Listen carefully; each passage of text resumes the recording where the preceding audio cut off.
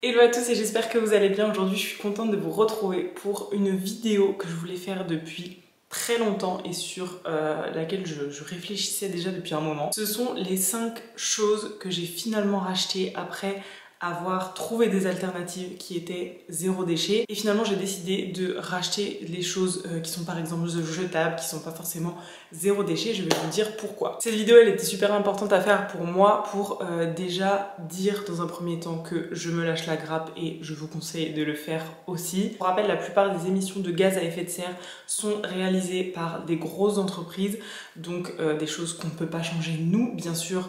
Il reste quand même une partie importante qui est due à notre consommation au quotidien, et c'est super important quand même d'avoir ces petits gestes là. Mais cette vidéo c'est donc un rappel pour vous dire que s'il y a vraiment des choses qui ne fonctionnent pas, si vous avez essayé des choses zéro déchet, des alternatives durables mais qui ne fonctionnent pas pour vous, pour moi ça ne sert à rien de persister. Si ça vous correspond pas, si vous avez besoin d'autre chose, ne culpabilisez pas. Et je sais que j'ai eu des commentaires par exemple sur ma vidéo pourquoi je ne suis plus végane et zéro déchet, où j'expliquais tout mon cheminement, où j'avais été à fond dedans pendant extrêmement longtemps, et qu'ensuite j'ai commencé petit à petit à justement me lâcher la grappe.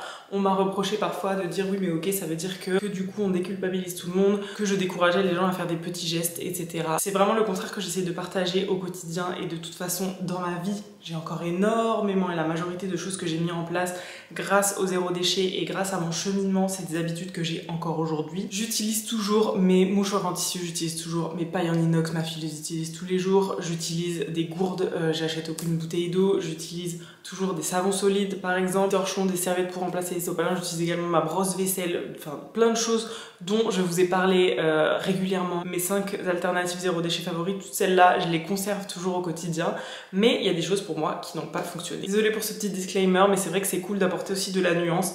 Et comme dans tous les cheminements, il y a des choses sur lesquelles on revient, il y a des choses qui ne nous correspondent pas, et je trouve ça cool aussi de le communiquer, parce que comme partout, le zéro déchet ça peut pas être parfait, et voilà, il y a parfois des petits échecs. La première chose que j'ai finalement racheté, ce sont des cotons-tiges. Les cotons-tiges, ça a un truc addictif, je sais pas comment vous dire, mais je pense qu'il y a beaucoup de gens qui ressentent la même chose que moi. J'avais un auriculi pendant très longtemps, je me lavais aussi les oreilles dans la douche, sous l'eau avec du savon de Marseille, mais quand je suis revenue chez mes parents, il y avait des cotons-tiges, chose que je n'avais plus depuis quelques mois chez moi. Du coup je suis retombée dans l'addiction des cotons-tiges, surtout quand on se lave les cheveux. Je trouve que c'est hyper agréable à la fin de se laver les oreilles avec un coton-tige.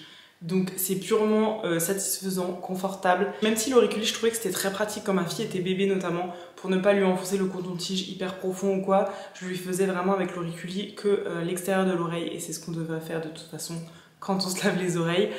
Donc je trouve que c'est toujours très bien et tout, mais petite addiction pour les cotons-tiges. La deuxième chose, ce sont des cotons jetables. Donc c'est spécifiquement pour mon vernis. Chose que je ne mettais plus avant non plus pendant un moment. Les cotons lavables, je les garde toujours pour me démaquiller, pour me rincer le visage à l'eau, pour nettoyer par exemple ma fille. J'en ai une petite dizaine, et franchement je les utilise tous les jours. Donc pour cette partie là j'ai conservé des cotons lavables. Mais pour le vernis, si vous utilisez des cotons lavables pour enlever tout simplement votre vernis avec du dissolvant, en fait il faut vraiment soit en dédier un qui sera foutu après, et je pense que même au bout d'un moment ça fonctionne plus parce qu'il est imbibé de vernis et tout. Donc voilà, tout simplement je rachète des cotons jetables pour enlever mon vernis. Et du coup je pourrais même rajouter ça, le vernis. Pendant un moment j'en mettais plus du tout, et c'est quelque chose qu'avant que je mettais depuis le lycée tous les jours, j'avais tous les jours les doigts vernis et tout. Et finalement petit à petit j'ai retrouvé cette passion de remettre du vernis, et c'est quelque chose qui me fait plaisir, et donc encore une fois je me suis lâché la grappe et j'achète des cotons jetables. La troisième chose que j'ai racheté, ce sont des serviettes hygiéniques jetables. J'ai testé la cup, j'ai testé les culottes menstruelles, et ça m'a... Franchement, ça a changé ma vie. Les culottes menstruelles, je vous en parle tout le temps, mais c'est vraiment une super alternative.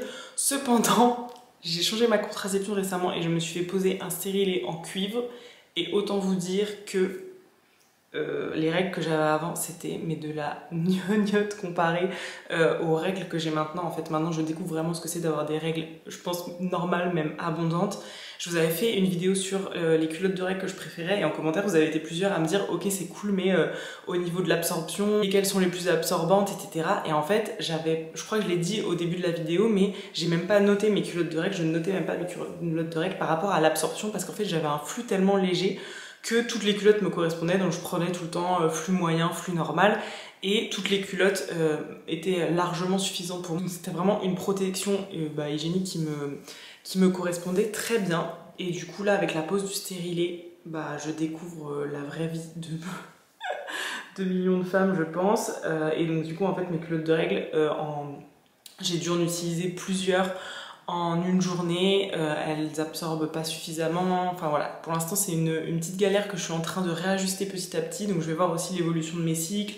Mais dans un premier temps, j'ai eu le réflexe d'aller tout simplement racheter des serviettes hygiénique parce que j'étais débordée par le truc, c'est le cas de le dire, genre je ne savais plus quoi faire. Donc, je pense que dans un premier temps et sur le long terme, je vais acheter des culottes de règles qui absorbent beaucoup plus, voilà, m'intéresser plus à ce sujet-là parce qu'avant j'en avais des classiques entre guillemets, je me prenais pas trop la tête. Donc là, je vais peut-être voir en fonction de mon cycle, j'attends de voir aussi combien de temps dure mon cycle pour savoir combien de culottes je dois racheter, etc. Et n'hésitez pas à me dire en commentaire si vous avez des culottes de règles qui absorbent bien, du coup des marques de culottes de règles qui sont chouettes, parce que je vais me repencher sur le sujet. Mais en attendant, j'utilise des protections jetables. La quatrième chose que j'ai finalement racheté, c'est pour ma fille, et ça je vous en ai parlé dans une vidéo aussi où j'expliquais pourquoi j'arrêtais les couches lavables. Donc c'était il y a un moment maintenant. Ma fille a maintenant 3 ans et je crois qu'elle a été plus en couche jetable qu'en couche lavable. Donc j'ai finalement racheté des couches jetables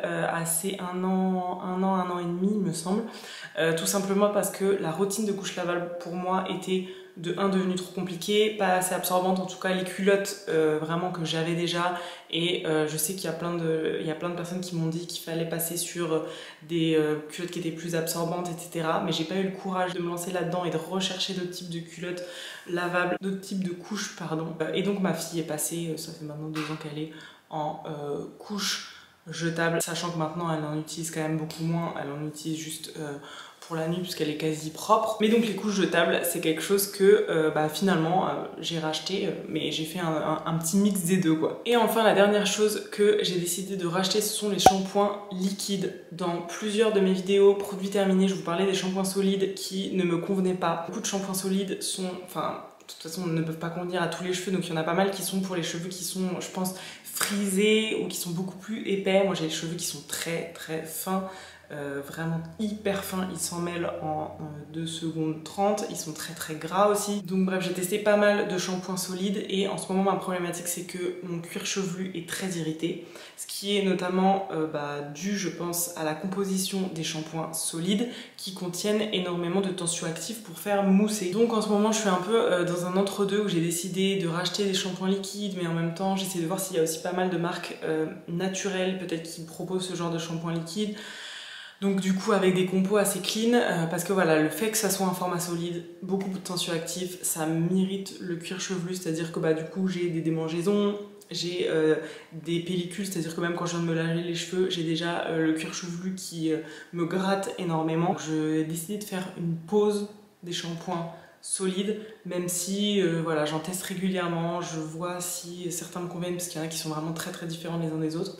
Mais en règle générale, je pense que pour tester, pour voir si ça va mieux, je vais plus me tourner maintenant vers les shampoings liquides. Voilà pour cette vidéo, je vous ai partagé les 5 choses que j'ai finalement rachetées. Ça a quand même été un peu dur de trouver des choses que j'ai rachetées parce que je me suis rendu compte qu'il y avait énormément de choses en fait que j'ai vraiment décidé de ne pas acheter, qui ne sont pas chez moi. Et d'ailleurs je vous ferai sûrement une vidéo sur toutes les choses que vous ne trouvez pas chez moi, qu'on ne peut pas trouver chez moi, qui sont peut-être un petit peu bizarres pour certaines personnes, mais dont je me passe très bien au quotidien. N'hésitez pas à me dire en commentaire s'il y a des choses aussi que vous avez rachetées. Et en fait je pense qu'il y a des choses qui fonctionnent pour certaines personnes mais pas tout le monde, et c'est normal, il faut réussir un peu aussi à se déculpabiliser sur tout ça. Donc merci beaucoup d'avoir regardé cette vidéo et on se retrouve très bientôt pour une prochaine vidéo. Ciao!